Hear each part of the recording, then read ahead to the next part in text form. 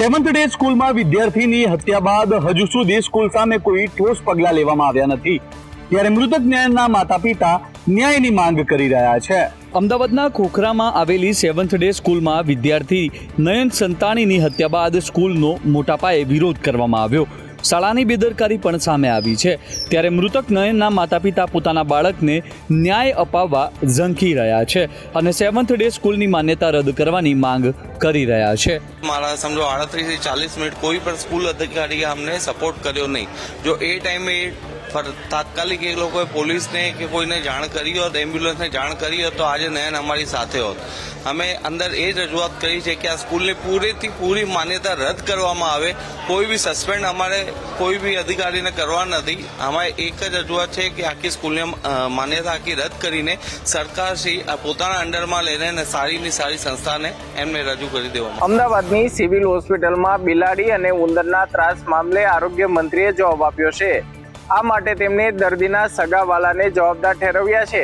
Civil હોસ્પિટલમાં અવારનવાર ઉંદરો, બિલાડી અને રખડતા શ્વાન જોવા મળતા હોય છે, જેના કારણે દર્દીઓને હાલાકી વેઠવી પડે છે।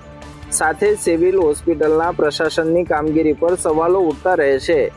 ત્યારે આજે સિવિલ હોસ્પિટલમાં ઉંદરો અને બિલાડી મુદ્દે આરોગ્ય મંત્રી ઋષિકેશ પટેલે ઉડાવ જવાબ આપીને છટકી ગયા હતા।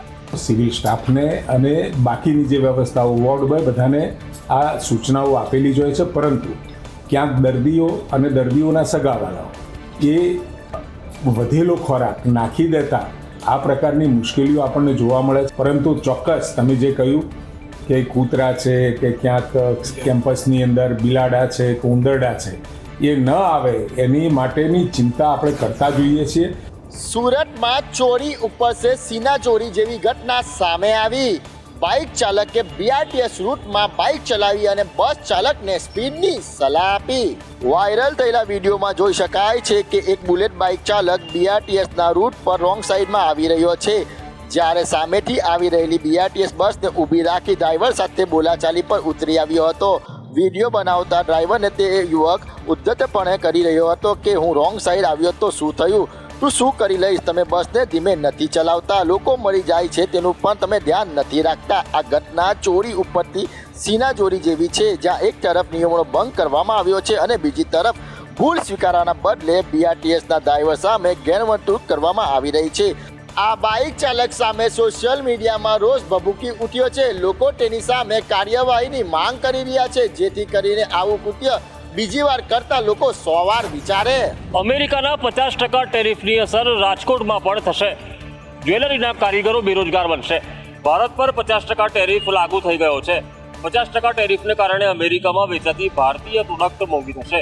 આ ટેરિફની અસર સુરતના ડાયમંડ ઉદ્યોગ પર પડી છે। ટેરિફના કારણે ડાયમંડ ઉદ્યોગ પર સંકટના વાદળો છવાયા છે।